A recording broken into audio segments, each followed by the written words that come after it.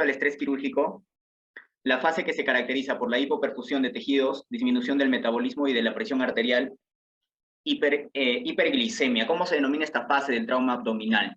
En el trauma abdominal habíamos dicho que existen dos fases, ¿no? La fase de flujo, la fase de donde predominaba el catabolismo, y en la otra fase estaba presente tanto el anabolismo como el catabolismo. En la primera fase habíamos dicho que va a suceder un estrés fisiológico, ¿no es cierto? De este estrés me va a liberar cortisol, las hormonas contrarreguladoras, y estas hormonas contrarreguladoras me van a elevar la glucosa. Entonces esa es la primera fase que va a suceder estos cambios, ¿no? Entonces tenemos la fase de en las primeras, sobre todo en las primeras 48 horas, y la otra fase, como les dije, es la fase de flujo, que es la fase secundaria, donde ya existe anabolismo y catabolismo, ¿no? Avanzamos entonces. Primer paso a seguir en la atención inicial de un politraumatismo. En todo politraumatismo, lo primero que tienes que hacer, ojo, es diferente a las maniobras de RCP. En las maniobras de RCP lo que haces, recuerda que en adultos es CAB, ¿no es cierto? El orden, mientras que en niños es ABC. Pero en todo politraumatismo, lo que tú tienes que hacer igual es el ABC, en todo politraumatismo. Entonces, primero proteges la vía aérea y la columna cervical, y lo tienes que inmovilizar con un collarín cervical, ¿cierto? Bien. Y en este trauma abdominal se pide radiografía a este paciente. ¿Cuántas radiografías se pide a este paciente? O bueno, ¿qué tipo de radiografía vamos a pedir? A ver, doctores, les leo. ¿Qué tipo de radiografía vamos a pedir en este paciente? Ya, pedimos 3 tipos de radiografía, ¿no es cierto? Pedimos la radiografía, tengo que ver el tórax, si es que no hay un hemotórax, ¿no? Tengo que pedir una radiografía tóraco-abdominal y una radiografía de pelvis, ¿cierto? Bien, entonces una radiografía cervical, ya, y me faltó la radiografía cervical, la tórax y la de pelvis. Perfecto, esas 3 radiografías tenemos que pedir. La definición de trauma abierto penetrante. ¿Cuál es la definición de ese trauma abierto penetrante? Entonces, hablamos de un trauma penetrante. Acá tenemos toda la pared abdominal y por dentro vamos a tener el peritoneo, ¿no es cierto? Entonces, hablamos de un trauma abierto penetrante cuando hay solución de contigüidad del peritoneo, es decir, hay compromiso del peritoneo. El peritoneo está roto, ¿no? A eso se llama un trauma abdominal penetrante, y no penetrante será pues un trauma que no compromete al peritoneo, ¿no? Por eso que se tiene que explorar la herida, se tiene que hacer una exploración de la herida de un paciente estable, recuerda, para ver si es que se ha comprometido o no el peritoneo. Si es que se ha comprometido el peritoneo, bueno, le pedirás una tomografía. Bien. Causa más frecuente de trauma abdominal cerrado versus abierto. También habíamos mencionado, el trauma abdominal cerrado más frecuente se produce por accidente de tránsito. ¿Ya? Y el abierto, por arma blanca, un 60% se va a producir por el arma blanca. Bien. ¿Cuál es el órgano más afectado en un trauma abdominal cerrado, que se lesiona con mucha mayor frecuencia en el trauma abdominal cerrado? Es el hígado, ¿no es cierto? Es el hígado, y en segundo lugar, ¿en el trauma abdominal cerrado es el hígado? No. A ver, en el trauma abdominal abierto por arma blanca es el hígado. En el trauma abdominal cerrado es el vaso. Perfecto, muy bien. Aunque la CONAREME te dije que daba como clave el hígado. ¿Ya? Bien. El vaso 40-55% y el hígado 35 al 45%. Perfecto. Órgano lesionado con mayor frecuencia en un traumatismo abierto por arma de fuego versus por arma blanca. Por arma de fuego, habíamos dicho, por su mayor disposición que hay del intestino, será el más afectado. Y por arma blanca va a ser el hígado el más afectado. ¿Bien? Y ahí está. Por arma blanca tenemos el hígado un 40%, el intestino delgado un 30%, y por arma de fuego primero el intestino delgado, luego el colon y luego en tercer lugar el hígado. En un traumatismo se produce un síndrome hemorrágico versus peritonitis por lesión de. En el hemorrágico habíamos dicho que se produce por lesión de los órganos sólidos, ¿no es cierto? Como por ejemplo podemos tener el vaso, lesión del vaso o lesión del hígado. Y el peritonitis, y una peritonitis por perforación de una víscera hueca, ¿ya? Estudio diagnóstico que nos permite ver si se trata de un hemoperitoneo. Entonces, acá tenemos que pedir algunos estudios en nuestro paciente, y esos estudios que vamos a pedir va a depender si es que el paciente está estable o está inestable, pero también tenemos que ver si que se trata de un hemoperitoneo o si se trata de repente de una perforación de una víscera hueca, ¿no? Bien. Hemoperitoneo por una lesión de una víscera sólida. Entonces, ¿qué vamos a pedir? Pedimos un ultrasonido, ¿ya? Un ultrasonido, muy bien. Un lavado peritoneal diagnóstico podemos pedir, o podemos pedir una ecografía o una paracentesis. Recuerda que estos exámenes lo pedimos en aquellos pacientes que están inestables hemodinámicamente, ¿ya? A diferencia de la tomografía, que lo podemos pedir en aquellos pacientes que están estables por el traslado, por el tiempo que te va a tomar hacer esta TAC, ¿ya? Entonces, lavado peritoneal diagnóstico o paracentesis podemos hacer, ¿no? Si vemos hemoperitoneo sobre todo, es esto de acá ya. El lavado peritoneal diagnóstico y la paracentesis. No porque la ecografía me puede decir que es líquido, pero yo no sé qué tipo de líquido es. Criterios para considerar lavado peritoneal diagnóstico positivo, también lo habíamos mencionado el día de ayer, ¿no es cierto? Vamos a encontrar una aspiración mayor a 10 cc de sangre al introducir el trocar, glóbulos rojos mayor a 100.000 por mililitro cúbico, glóbulos blancos mayor a 500, amilasa mayor de 175, y además podemos encontrar presencia de bilis, de bacterias, de restos de residuos alimentarios, etc. Ya es un lavado peritoneal diagnóstico. En todo lavado peritoneal diagnóstico positivo, yo tengo que hacer una laparotomía. ¿Ya? Una laparotomía. Bien. El ECOFAS evalúa la presencia de líquido libre intraabdominal. ¿En qué zonas? Son las cuatro penes, ¿cierto? Donde vamos a ver en la parte del pericardio, en la parte del perihepático, periesplénico y en la parte de pélvica, ¿ya? Son las 4P que va a evaluar el ECOFAST. Estudio de imagen que permite evaluar la lesión retroperitoneal. ¿Cuál es el estudio que va a ayudar a evaluar la lesión retroperitoneal? Viene a ser la tomografía, ¿ya? La tomografía es el estudio más específico, ¿no? Bien. Exámenes indicados en paciente con politraumatismo, estable versus inestable. Bueno, ya lo mencionamos, ¿no? El inestable podemos pedir un lavado peritoneal diagnóstico, una ecografía, una paracentesis y en pacientes estables una tomografía, ¿ya? Manejo de paciente con trauma abdominal cerrado, inestable, hemodinámicamente positivo,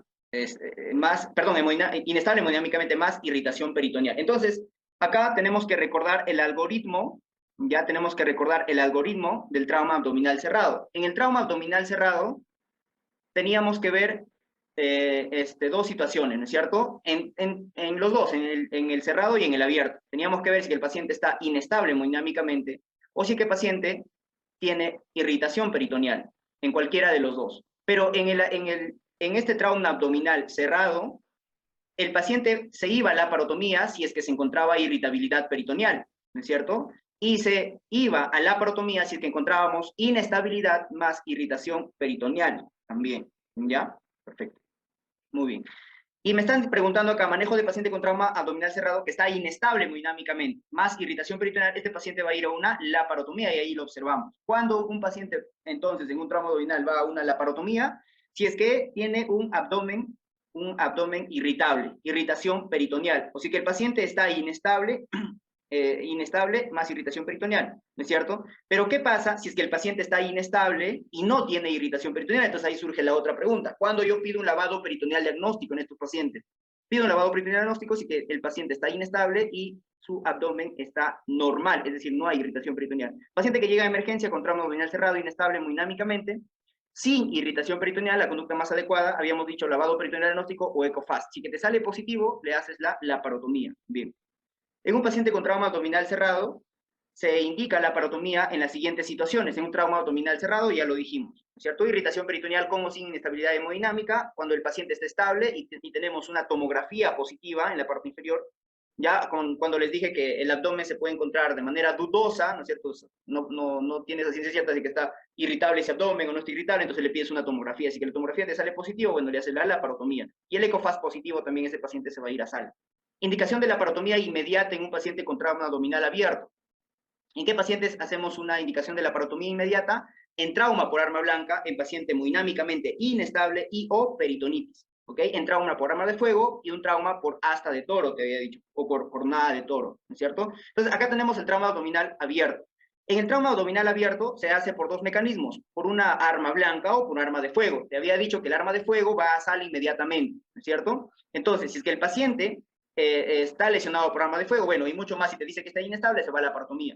Si que te dice que está estable y la lesión es anterior, se va a la laparotomía. La única condición en la que tú marques que este paciente lo tienes que explorar la herida es que en la pregunta te digan que es una perforación tangencial en el arma de fuego, no proyectil de arma de fuego. Tiene que decirte que la lesión es tangencial. Es la única forma en la que tú puedes pedir una tomografía. Tampoco lo observas si no le vas a pedir una tomografía, ¿no? Pero si es por herida punzocortante, igual. Si es que hay peritonitis con o sin irritación, con o sin estabilidad hemodinámica, igual va a la laparotomía. Inestable hemodinámicamente, igual va a la laparotomía. ¿Qué siempre encuentras tú en tus preguntas? Si en tu pregunta, mira, así de forma general te digo, y eso es lo que he visto en la mayoría de estas preguntas, si es que ya encuentras inestabilidad hemodinámica en tu pregunta, o encuentras irritación peritoneal, cualquiera de estas dos, tú marca la que diga laparotomía.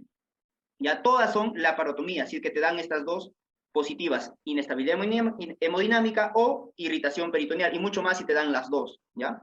Bien.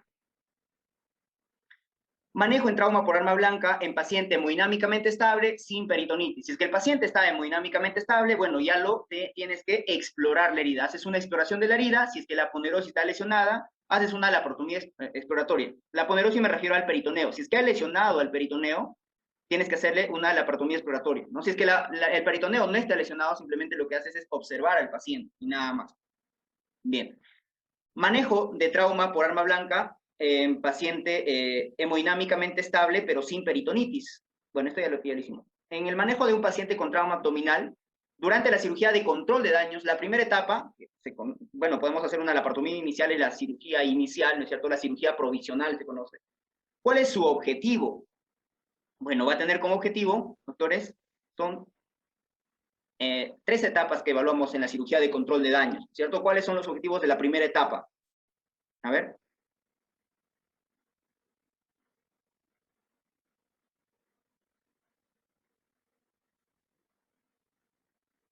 ¿Cuáles son esos objetivos de la primera etapa?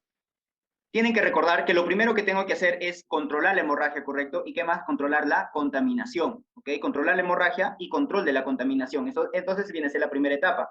Y la primera etapa lo que hago es hacer hemostasia, por ejemplo, un packing hepático, ¿no es cierto? Explorar toda la parte gastrointestinal de repente y cerrarlo, pero sin tensión. Por eso se cierra con una bolsa de Bogotá, porque recuerden que es una cirugía provisional. Más adelante se hará la cirugía definitiva, que viene a ser la tercera etapa de la cirugía de control de daños. La segunda etapa es la resucitación, pero ya en unidad de cuidados intensivos para tratar de normalizar la célula más que todo, ¿no? Porque habíamos dicho que produce un daño celular. La maniobra exploratoria de Kocher, ¿qué nos permite abordar? Toda la parte del duodeno, ¿no? La cara posterior y la cabeza del páncreas, ¿no? El duodeno y el páncreas, es la maniobra de Kocher. La maniobra de Cattell versus Mantoux habíamos dicho que simplemente va a ser si es izquierdo o el derecho. La de Cattell desplaza el colon hacia el lado derecho, ¿no es cierto? La de Cattell, acá está, hacia el lado derecho, y la de Mantoux hacia el lado izquierdo, ¿ya? Bien.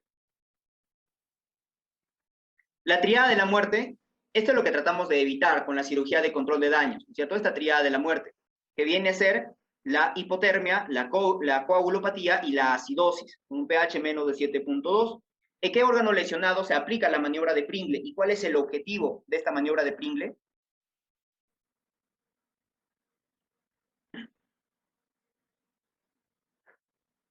Bien. Al pedículo hepático es donde se hace la maniobra de Pringle, ¿no es cierto? Para controlar el sangrado.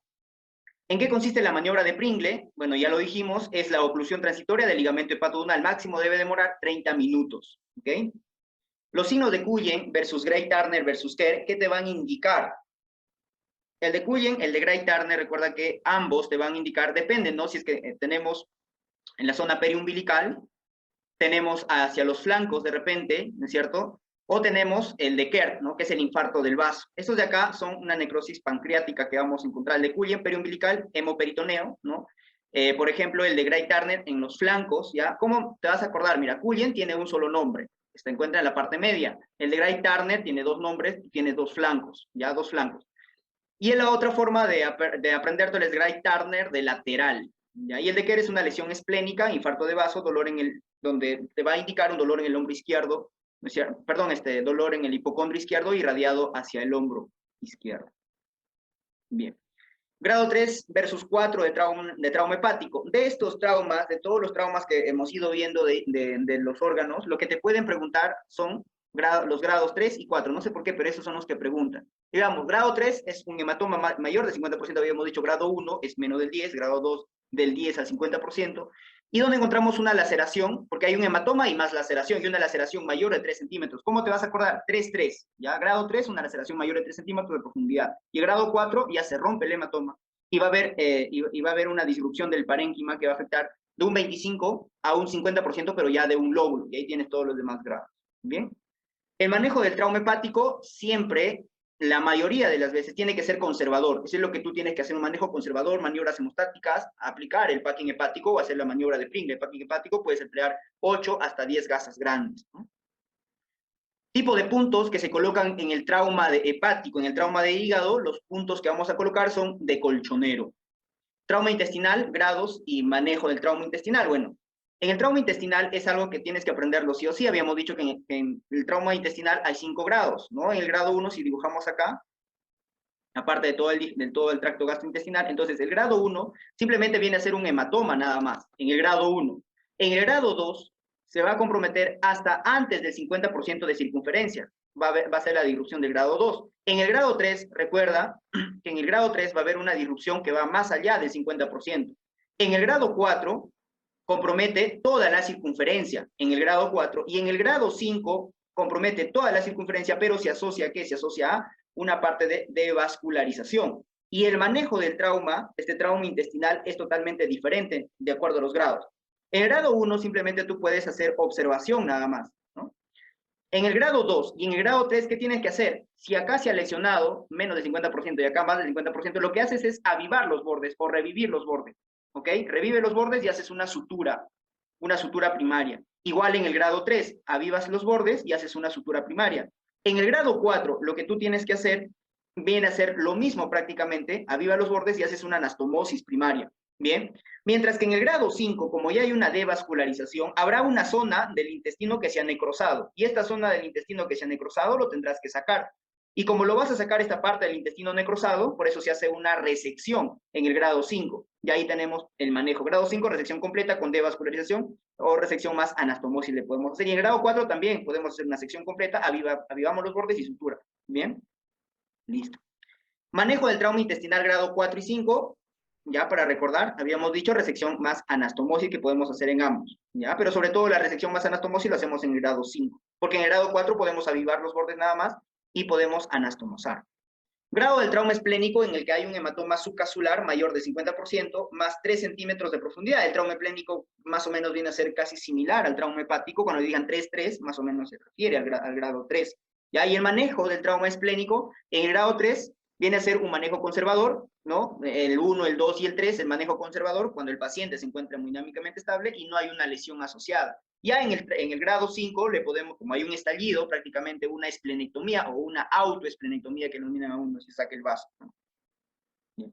Grado de trauma pancreático en el que hay en el que hay transección distal versus proximal a los vasos mesentéricos. Entonces, cuando nosotros hablamos del trauma hepático, te dije que recuerdes de los grados 3 y 4, ¿no es cierto? Porque en el grado 3, si nosotros tenemos acá el páncreas, lo de negro será la arteria mesentérica superior. Lo que se secciona de la arteria mesentérica, de la vena mesentérica superior hacia el lado izquierdo será grado 3, y cuando se secciona la cabeza será grado 4, ¿ya? Y cuando se secciona completamente será grado 5. ¿Y cuál viene a ser el manejo del grado 3? Bueno, se está seccionando toda la parte distal del páncreas, y ¿qué haces? Una pancreatectomía distal, ¿no? En el 4 lo que haces es una anastomosis, el páncreas con el yeyuno, ¿ya? Entonces en el grado 3 es distal, ¿no es cierto? El grado 3 es una pancreatectomía distal más drenaje.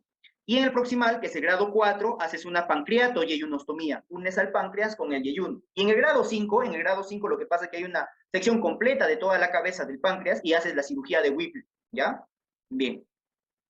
Grado 5 del trauma pancreático, ¿cuál es el manejo? Habíamos dicho, destrucción de la cabeza del páncreas, y el manejo es con Whipple, una pancreato-duodenectomía cefálica. En el traumatismo intestinal, el signo del resorte enrollado en la radiografía, ¿dónde lo vamos a encontrar? Lo encontramos en el trauma duodenal. Grado 3 versus 4 en el trauma duodenal. Igual, ¿no? Más o menos trata de recordar de todos estos, te vuelvo a mencionar, de todos estos traumatismos, los grados 3 y 4, porque son los más propensos a preguntarte, ¿no? En el trauma abdominal igual son 5 grados, ¿no? El grado 3 y el grado 4 tiene una particularidad, porque afecta sobre todo a quién, a la vía biliar. El grado 3 es una laceración del 50-75% del D2, pero ¿de quién tienes que recordar sí o sí? Es del grado 4, porque hay una afectación ya del colédoco, de la vía biliar, y una laceración del D2 mayor del 75%. Bien, ¿y cuál viene a ser el manejo del grado 4? El grado 4, reparo más derivación biliar, ya lo unes la parte biliar con el yeyuno, y una diverticulización, ¿no? En cambio, en el grado 5, como destruyes toda la parte del duodeno, igual emplea cirugía de Whipple. Entonces, en dos traumatismos de la parte abdominal empleas el Whipple. ¿En quién empleas el Whipple? Viene a ser en el trauma, en el grado 5 del trauma pancreático y en el grado 5 del trauma duodenal, ¿ya? Y empleas Whipple. Grado del trauma rectal que compromete la región perineal. ¿Y cuál es su manejo? Igual, ¿no es cierto? El grado 4 es el que va a comprometer la parte de la región perineal. Habíamos mencionado acá el grado 4, laceración total del espesor de la pared con extensión al periné.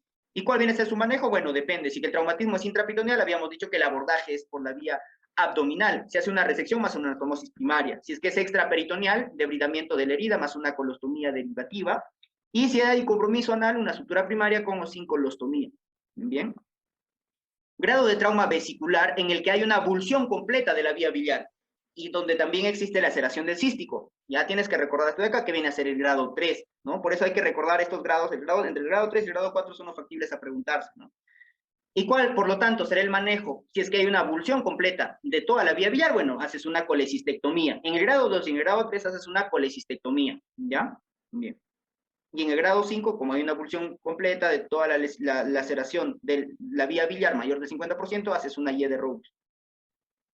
Grado del trauma renal en el que hay extravasación de la orina, también es otro de los grados que tienes que recordar. Habíamos dicho que viene a ser el grado 4, donde hay extravasación de la orina porque llega y compromete la vía urinaria. Y aquí en el trauma renal es donde tú tienes que tener más o menos un detalle, porque habíamos dicho trauma hepático, trauma esplénico, la laceración cuando es de grado 1 es menos de 1 centímetro, cuando es de grado 2 es de 1 a 3 centímetros y cuando es grado 3 mayor de 3 centímetros.